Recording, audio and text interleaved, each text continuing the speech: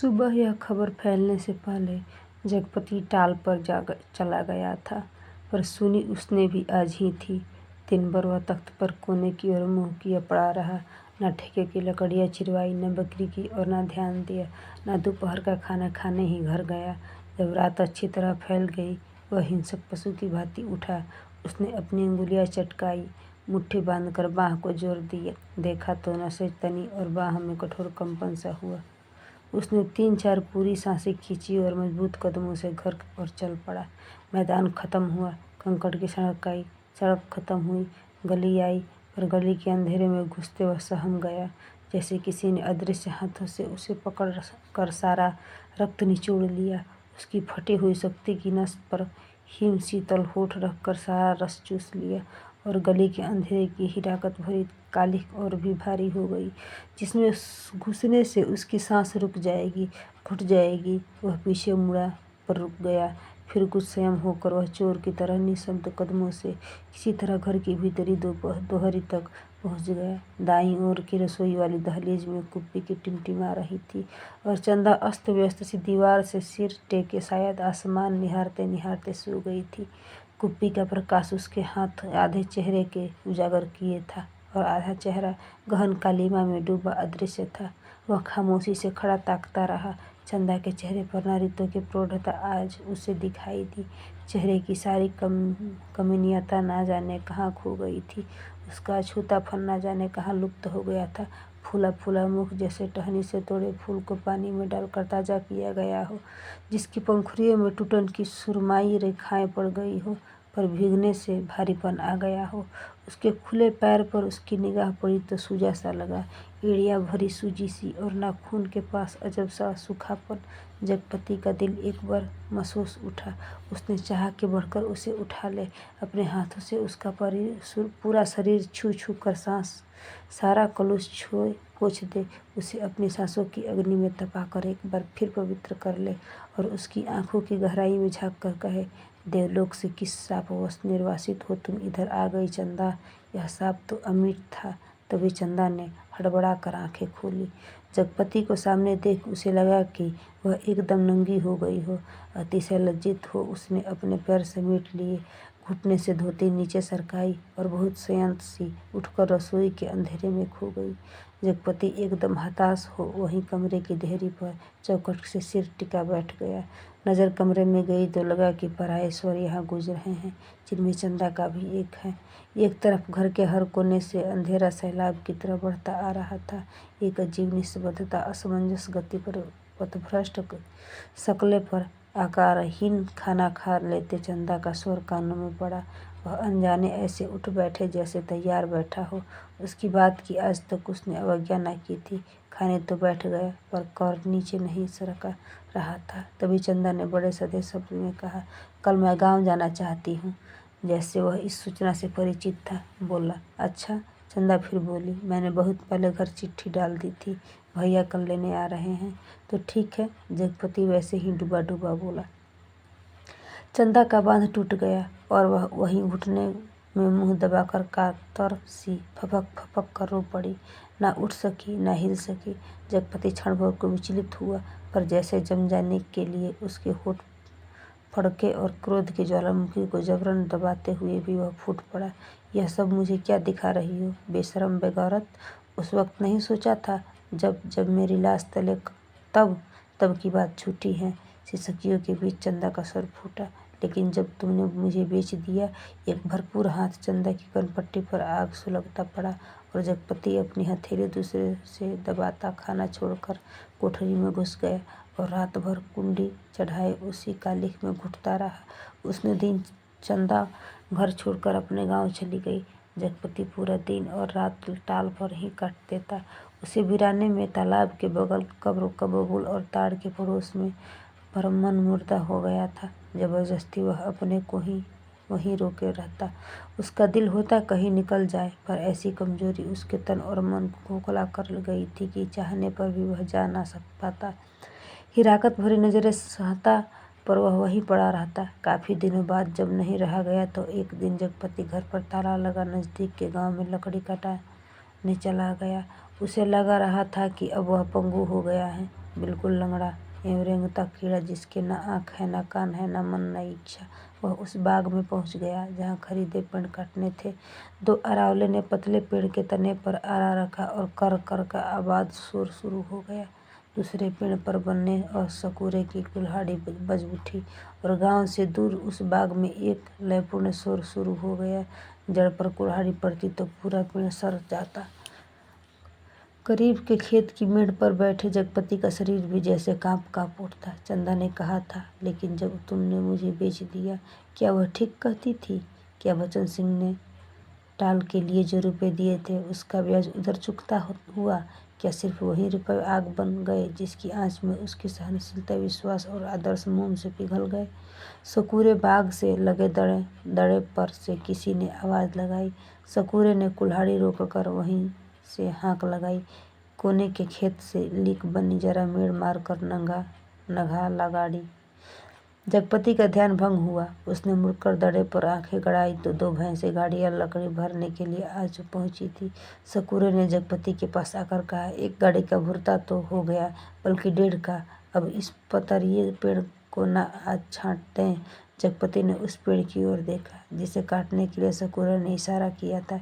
पेड़ की शाखा हरी पत्तियों से भरी थी। वह बोला, अरे यह तो हरा है, अभी इसे छोड़ दो। हरा होने से क्या उखड़ तो गया है, न फूल न फल। अब कौन इसमें फल फूल आएंगे? 4 दिन में पत्ती झुरा जाएगी। सकूरे ने पेड़ की ओर देखते हुए उस्तादी अंदाज से कहा, जैसा ठीक समझो तुम। जगपति ने कहा और उठकर मेड़ पक्के कुएं पर पानी पीने चला गया। दोपहर ढलते गाड़ियां भरकर तैयार हुई और शहर की ओर रवाना हो गई। जगपति को उनके साथ आना पड़ा। गाड़ियां लकड़ी से लदी शहर की ओर चली जा रही थी और जगपति गर्दन झुकाए कच्ची सड़क की धूल में डूबा भारी कदमों से धीरे धीरे उन्हीं की बजती घंटियों के साथ निर्जीव सा बढ़ता जा रहा था।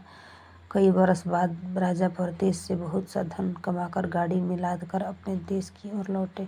माँ सुनाया करती थी, राजा की गाड़ी का पहिया महल से कुछ दूर पतेल की झाड़ी में उलझ गया। हर तरह कोशिश की पर पहिया न निकला। तब एक पंडित ने बताया कि सकट के दिन का जन्मा बालक अगर अपने घर की सुपारी लाकर इसमें छुआ दे तो पहिया निकल जाएगा। वहीं 2 बालक खेल रहे थे। उन्होंने यह सुना तो कूद कर पहुंचे और कहने लगे कि हमारी पैदाइश सकट की है, पर सुपारी तब लाएंगे जब तुम आधा धन देने के वादा करोगे। राजा ने बात मान ली। बालक दौड़े दौड़े घर गए, सुपारी लाकर छुआ दी। फिर वह घर का रास्ता बताते आगे बढ़े चले। आखिरी गाड़ी महल के सामने उन्होंने रोक ली। राजा को बड़ा अचरज हुआ कि हमारे ही महल में ये बालक कहाँ से आ गए। भीतर पहुँचते तो रानी खुशी से बेहाल हो गई, पर राजा ने पहले उन बालकों के बारे में पूछा तो रानी ने कहा कि ये दोनों बालक उन्हीं के राजकुमार हैं। राजा को विश्वास नहीं हुआ। रानी बहुत दुखी हुई। गाड़ियां जब टाल पर आकर लगी और जगपति तख्त पर हाथ पैर ढीले करके बैठ गया तो पगडंडी से गुजरते मुंशी जी ने उनके पास आकर बताया, अभी उस दिन वसूली में तुम्हारी ससुराल के नज़दीक एक गांव में जाना हुआ तो पता लगा कि 15-20 दिन हुए चंदा के लड़का हुआ है। और फिर जैसे मोहल्ले में सुनी सुनाई बातों पर पर्दा डालते हुए बोले, भगवान के राज में देर है, अंधेर नहीं। जगपति भैया। जगपति ने सुना तो पहले उसने गहरी नज़रों से मुंशी जी को ताका, पर वह उनके तीर का निशाना ठीक ठीक नहीं खोज पाया। पर सब कुछ सहन करते हुए बोला, देर और अंधेर दोनों हैं। अंधेर तो सरासर है, तिरिया चरित्र है, सब बड़े बड़े हार गए। कहते कहते मुंशी जी रुक गए, पर कुछ इस तरह जैसे कोई बड़ी भेद भरी बात हो है जिसे उनकी गोल होती हुई आंखें समझा देंगी। जगपति मुंशी जी की तरफ ताकता रह गया। मिनट भर मनहूस सा मौन छाया रहा।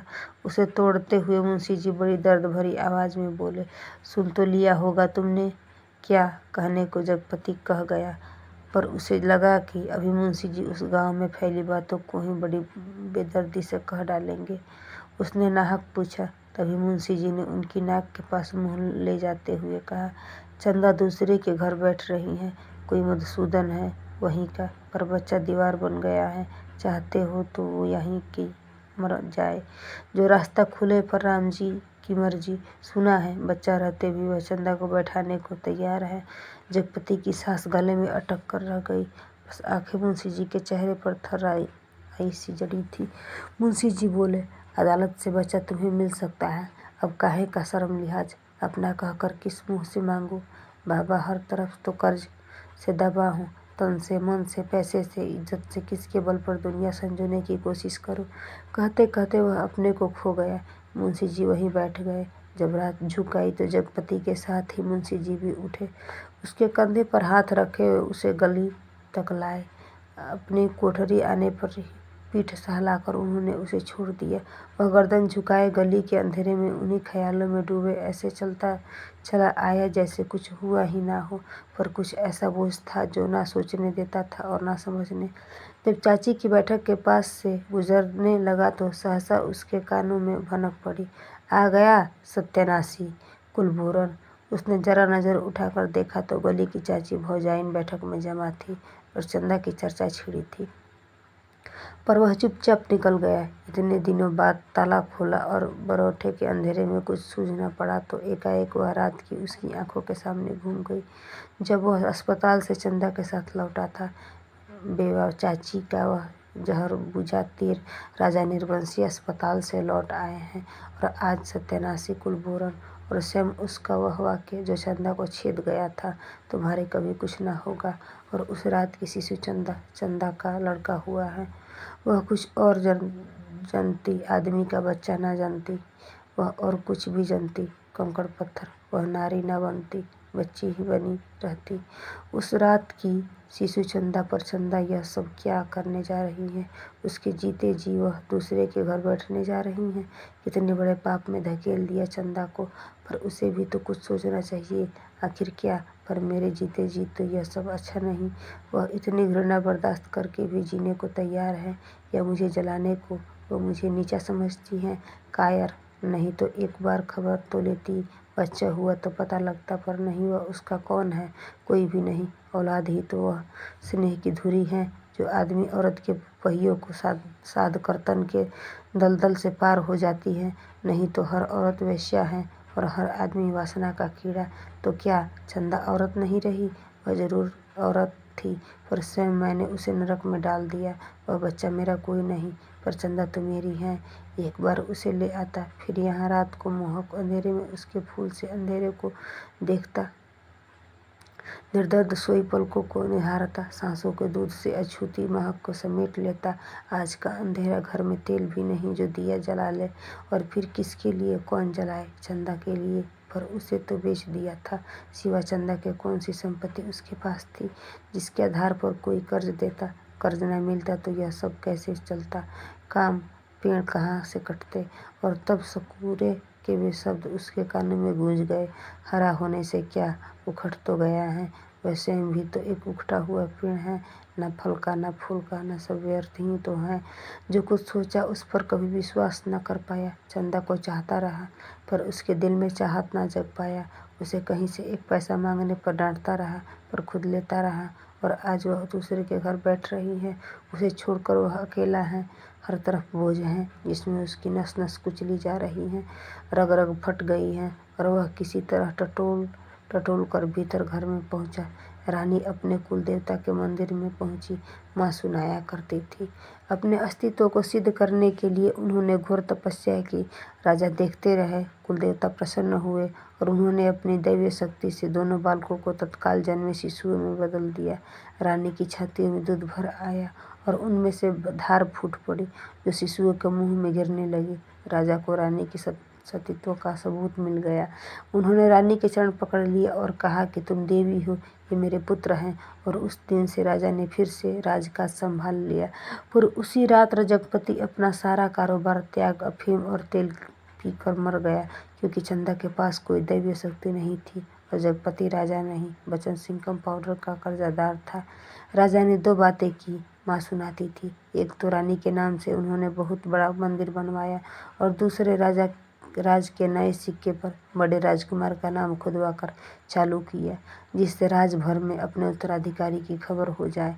जगपति ने मरते वक्त दो पर्चे छोड़े, एक चंदा के नाम, दूसरा कानून के नाम। चंदा को उसने लिखा था, चंदा मेरी अंतिम चाह यही है कि तुम बच्चे को लेकर चली आना। अभी 1-2 दिन मेरी लाश की दुर्गति होगी तब तक तुम आज सकोगे। चंदा आदमी के बाप नहीं पश्चाताप मारता है। मैं बहुत पहले मर चुका था। बच्चे को लेकर जरूर चली आना।